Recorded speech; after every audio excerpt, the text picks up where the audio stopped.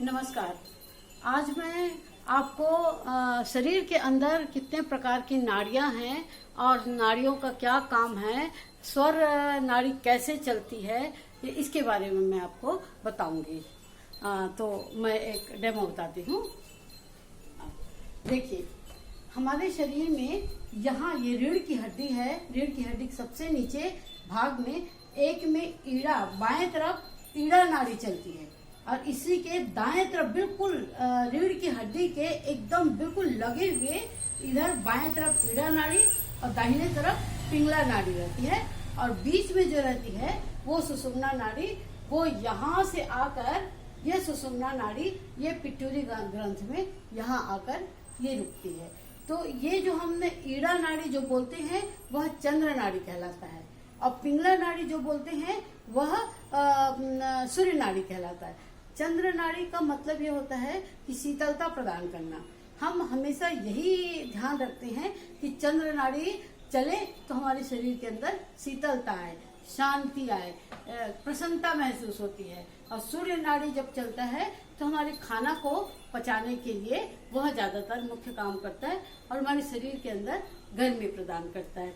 तो ये इसीलिए सबसे कहा जाता है कि ये ईड़ा नाड़ी यहाँ से आकर इस नथने तक जाती है, बाईं नथने तक, और यहाँ से पिंगला आकर इस नाक के दाईं तरफ आती है। तो जब भी हमको ये कहा जाता है कि आप अनुलोम विलोम करो तो बाईं नासिका से शुरू किया जाता है और दाईं से ही उसको खत्म किया जाता है, ताकि चंद्रमा नाड़ी से यहाँ से जो हम सांस लेते हैं तो यह पूरा होते होते होते नीचे होते होते यह ईड़ा नाड़ी से नीचे तक जाके पूरे हमारे शरीर में जो चक्र हमने बताया था पहले, ये जो चक्र बताया था, यहाँ से चक्र में इधर प्रवेश करता है, इधर के चक्र में इधर प्रवेश करता है। इस तरह हम बाईं नासिका से सांस लेते हैं तो वो पूरी शीतलता हमारे शरीर के अंदर में प्रवेश करती है।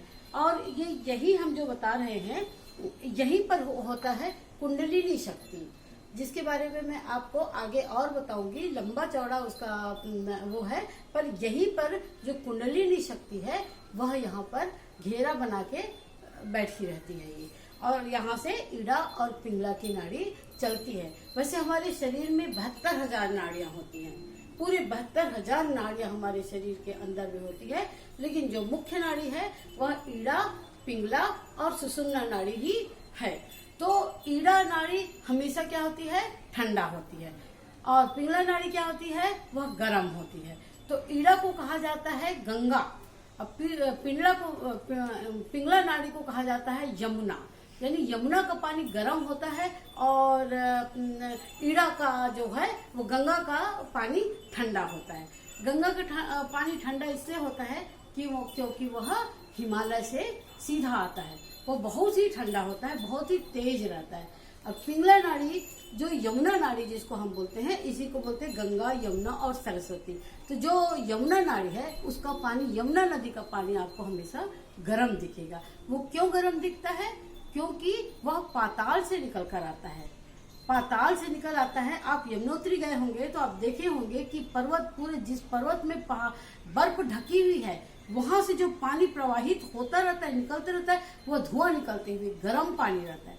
उसका मतलब है वह यमुना नाड़ी पाताल से निकलती है और ईड़ा नाड़ी जो है, गंगा नाड़ी जो है, वह हिमालय से पर्वत हो निकलती है। और सुषुम्ना नाड़ी जो बोलते हैं, जो सरस्वती बोलते हैं, गंगा, यमुना और सरस्वती। सरस्वती हमेशा लिप्त होती है और गंगा यमुना धारा के साथ बहते रहती है। और ईड़ा नाड़ी जो है, गंगा नाड़ी, वो बहुत ही शीतलता प्रदान करता है और यमुना गर्म प्रदान करता है। तो जब भी हम सांस लेते हैं तो हम कभी भी दाईं नासिका से सांस छोड़ के बंद ना करें और न ही वहां से शुरू करें। हमेशा बाईं नासिका से सांस लें और बाईं से ही खत्म करें, ताकि हमको ठंडकता इसमें मिलती रहती है। आप देखे होंगे पहले जमाने के लोग ये कहते थे कि रुको, चंद्र नाड़ी हमारा चलने दो, चंद्र नाड़ी हमारा चलने दो, तब हम कहीं शुभ काम से निकलेंगे। जैसे किसी शुभ काम से निकल रहे हैं, कुछ अच्छे काम से, यहाँ तक कि शादी ब्याह के प्रस्ताव के लेके या कुछ काम, तो पहले ऐसे सांस को देख लेते थे वो कि हमारी कौन सी नाड़ी चल रही है।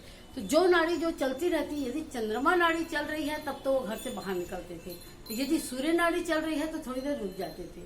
यह नाड़ियों का जो परिवर्तन होता है, इसके बारे में कई लोग बोलते हैं कि 45 मिनट में स्वर बदलता है, और कई लोग बोलते हैं 1 घंटा 20 मिनट में बदलता है। तो इसके बारे में भी पूरी तरह कंफर्म नहीं है। कुछ लोग कहते हैं 1 घंटा 20 मिनट में बदलता है, कुछ बोलते हैं कि 40 मिनट में वो बदल जाता है।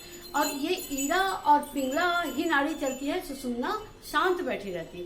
सुषुम्ना नाड़ी कभी कभी ही चलती है हमारी, जब ईड़ा से पिंगला में जाता है और पिंगला से ईड़ा में आता है, उस बीच में थोड़ी देर के लिए वह चलती है सुषुम्ना नाड़ी, लेकिन वह ज्यादातर सुप्त होती है। वो मैं आगे के एपिसोड में मैं आप इसको मेरे चैनल को सब्सक्राइब कर लीजिए आप, और उसके बाद मैं ये जो बताते जाऊंगी वह आते जाएगा, और जो आपको अच्छा लगे, ठीक लगे, जो काम का लगे, आप अगली बार देखना चाहें तो उसको आप YouTube से आप उसको सेव करके देख सकते हैं। तो ये बहुत काम की चीज़ है कि हमारे शरीर में कितनी प्रकार की नाड़ियां हैं। ईड़ा नाड़ी क्या होती है, पिंगला नाड़ी क्या होती है, और सुषुम्ना नाड़ी क्या होते हैं। सुषुम्ना नाड़ी तभी जागृत होती है जब कुंडलिनी का जागरण होता है। तो ये कुंडलिनी जागरण में अगले बार बताऊंगी कि कैसे कुंडलिनी का जागरण होता है। ये है हमारे स्वर की ईड़ा और पिंगला और सुषुम्ना नाड़ी का हमारे शरीर में काम।